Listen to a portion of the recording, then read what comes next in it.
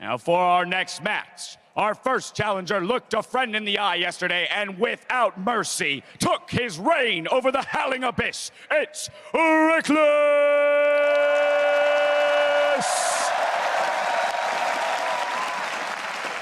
And his opponent, in a battle of top laners, he flipped the tables and with the help of a turret, executed a successful 2v1. Ladies and gentlemen, Smeb!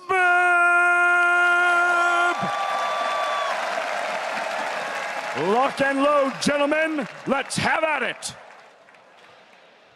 This is one I'm really excited for. I think this might be kind of the highlight of the day here because everyone is kind of expecting LCK to win a lot of things, and they've already kind of been smashing in Summoner's Rift. So this is a time where a Western player could take down Smeb and maybe go all the way. Yeah, this is the kind of our last hope. Aside from maybe Expect as well. Yeah. Rekkles definitely needs to perform playing versus Smeb. I think the combined fan following from these guys as well probably is like the most hype match. There is Mata Prayer later, but let's look at their stats here. Rekkles 4 solo kills, Smeb 26. There's you know, it's only because of dirty support players like you stealing the glory. You can't get the solo kills. He's about to get it. You shield him. You take it away. I mean, Rekkles is really good at not dying to the point where it became a meme. Yeah. So maybe that helps him in the 1v1. But in the solo kill department, he's definitely lacking. Maybe we give it to Smeb for that reason. Yeah, there you go. But we have seen Rekkles showing up on the tournament. We saw him play a little Vayne. You know, I wouldn't mind seeing a Vayne versus Vayne matchup here, but I'm not sure if Smeb would want to agree to that one. Vayne versus Vayne is kind of only fun if they run, for me, if they run Flash. Yeah. Because you get the E Flash and you can change the angle while you buffer the E, but I don't think that's really going to happen. No, neither will. Because Exhaust versus Exhaust Vayne is like, it sounds good on paper, but it gets boring really quick. Yeah, that's true if it just becomes a farm fest. But Smeb, we've seen a lot of people running the Darius. We saw it inspired Yankos to varying success there. But, you know, that has been pretty popular, and he could ban out some of the kind of safer AD carries and just go Darius again. We'll see if Rekkles is kind of expecting that has some other types of champions prepared, or if he just has another AD carry prepared, because you can't ban out all of them, especially if Rekkles is not going to ban any himself. Yeah, definitely so. Kind of is a joint effort here. Ryze, Cassiopeia, Rengar banned out by Rekkles. Yeah, so just want to get caught in all in, it seems. Draven is still available for now. Lucian is going to be available. We have seen Kalista sometimes win. So there's a lot of AD carry options here. And there are also two champions that are very kind of Rekkles-centric. Yeah, at All-Stars he's played an abundance of kind of Kennen. Oh, insta-lock. Ooh, the insta-lock. Smeb just forgets the fact that, there's a screen right there, buddy. Like, above you. Yeah, Rekkles can just look over and be like, oh, I guess I'll play Nasus. But he's not looking up. Let's follow those eyes. Yeah. He's so focused. See, that's the problem. Sometimes Azael, you got to step back and look at the bigger picture. Smell the flowers. Yep. Look at the giant screen. Yeah, literally. Counterpick. Literally the bigger picture. Yeah. He's thinking like, I don't know, what is Smeb going to play here? I wonder if he might be playing a LeBlanc here. Might have to go for a safe AD carry. Ends up in a pretty poor matchup, I feel. Yeah, I think he probably has to take barrier and try to play this a little bit more defensive. I don't think you want to kind of opt into the Ignite and that sort of all-in fight. There's no sustain like advantage either. Like, it's not like LeBlanc's going to regen a lot. I think the barrier exhaust is something that sounds definitely like what you're saying. Also very predictable. The damage output from LeBlanc is very like burst-centric. It's super predictable now, especially with the change, right? You literally see the circle around your character filling up, and it's like, whoa, he might do some damage now. Krepo. I wonder what's coming here. 3 chains. All right, focus on the eyes. Rekkles is ready. Smeb seems quite relaxed. Yeah, he does, and it's something where a lot of these really good Korean players like on the ladder, they actually play a lot of different roles. So even though he is a top laner, it doesn't mean that he doesn't have other champions in his wheelhouse, right? Faker obviously famously plays a ton of Phil, and Solo Q has reached the top of ladder just playing Phil and playing different roles. And Smeb is another guy who was top of Korean Challenger and obviously can play a lot of different champions, not just the ones he showcases in competitive. Also, he has to play different styles. Top lane meta has evolved from kind of a bruiser meta into a tank meta later. There are distinguishes. Yeah, standard Ezreal versus LeBlanc top matchup. Yeah, super standard. Lots of reps in on that. There actually has been a time where LeBlanc was played in top lane. It's kind of this AD hybrid top. I'm sure they've all played Ezreal. It's not that hard of a champion. Even I can play Ezreal. Just not that well. Yeah. I mean, you can play it.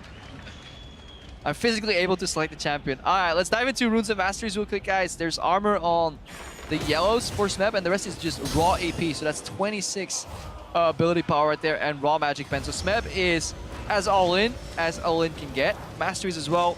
Ferocity 12, Cunning 18. So again, yeah, playing very, very forward and all-in centric. And Rekkles, we can assume it is into resolve as into defensive masteries because he doesn't have biscuits, and he's actually playing Ignite. He didn't decide to go for the barrier, which I'm pretty surprised about. So he's not actually going to be able to have that kind of defensive advantage, and I would have thought he'd want to kind of out-sustain his opponent, poke him out with Qs, sit back. LeBlanc's not going to have a lifesteal. So we just checked, barring any errors in the research and my spelling, Rekkles is running 12-18. Okay, so that's very aggressive actually, especially in addition to that Ignite. Yeah. Rekkles obviously has a very different way, a different idea of playing this, and it certainly can work, and if it becomes a straight-up 1v1, like all-in damage type battle, it's going to work, but you would think that the AD carry would want to try to poke at his opponent. Yeah, we'd have to see if we can spot a Thunderlord spark. Like, we're not in-game in our clients here, but that could definitely confirm the fact that he is running the 12-18. It would make sense, like, fight fire with fire.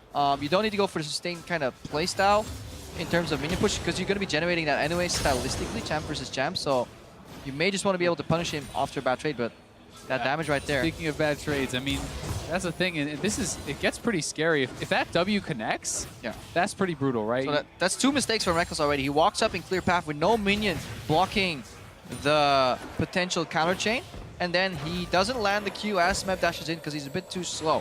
Yeah, the chain is really what it's about. You can't allow yourself to get that full chain because the chain itself will proc the passive, and in goes Smeb. I think he wants the all-in. Oh, that was well played by Rekkles. He steps forward because he knows the chain would otherwise hit him, trying to hide in the creeps.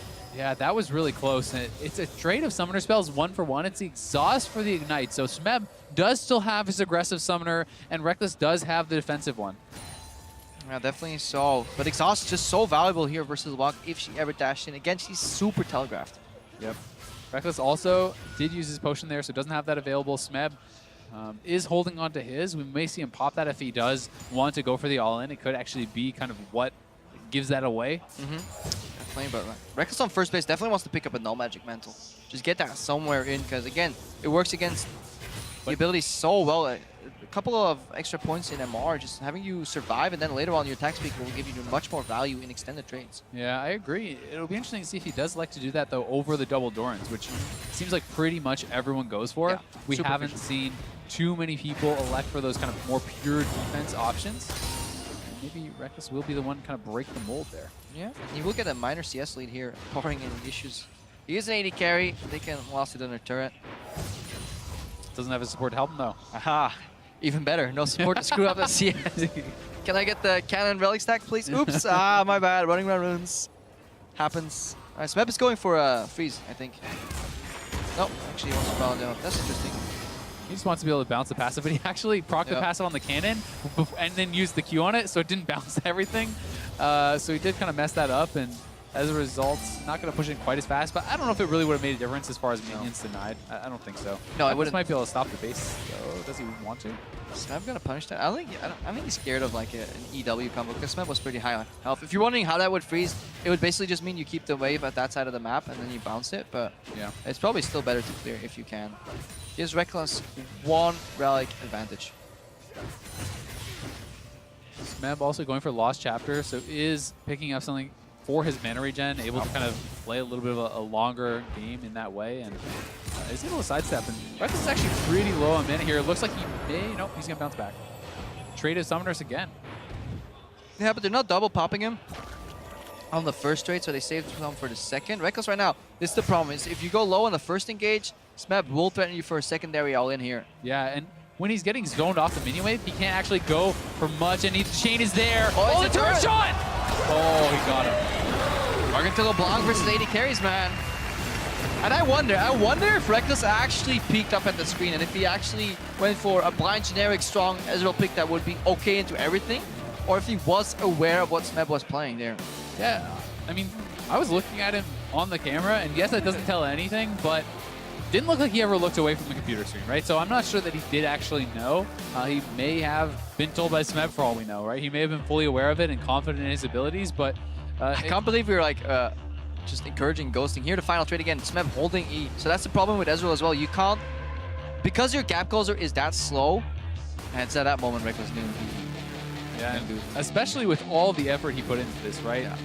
But I have to say I do think that the more defensive masteries, the barrier might have been more effective in this matchup because Agree. he couldn't actually be in position to even fight the wave once he gets chunked out once. Yeah, why ignite for burst when you can barrier to survive the burst longer, then fight it out? Obviously, crowd applauding them as they go off stage. And to finish up on that point, the problem with Ezreal into LeBlanc is because your gap closer isn't instant. There's like a front-loaded animation on the arcane shift. You can't wait for chain. You pretty much have to guess. Like, is he going to chain? Yeah, I'll shift out of it. But if Smeb goes in, he can use that knowledge to force you to shift. Then you're standing still, and it's really easy for a good LeBlanc player to then connect a chain, especially in open field. Yeah, definitely is. And I mean, landing that chain was the difference there, right? It could have been turned around because the turret shot was landing as he won that 1v1. And I think the turret shot actually might kill Smeb there. It was pretty close. Turret shot got immune because he killed him before it happened. Definitely he needs another hit afterwards. Yeah, but probably one auto. If he has like a barrier there, then I definitely agree with you. Yeah. Yeah, it's tough though. It's really easy to kind of look back and think, hey, I should have played it the other way, or for us to say watching, oh yeah, it didn't work out, I should have played it the other way. But obviously he was practicing it a lot. And he has a very specific idea of how he wants to play it. He wants to play it aggressively. He wants to be able to kind of just go toe-to-toe with his opponent and take him down. Yeah, maybe like he did something wrong level 2 that we didn't spot, and that kind of threw off the case of the... Because that's very often so. When you see somebody die, it's a manifestation of things that happened maybe a minute or 2 minutes before very often too in League of Legends because it's all one big snowball effect. Yeah, and I think a lot of that could just be pointed to the fact that, hey, a lot of his Qs did not hit. If you hit enough Qs on the LeBlanc, then he goes for the all-in, you can match him and probably win that. But we're going to head it over to eBuy and find out who's playing next.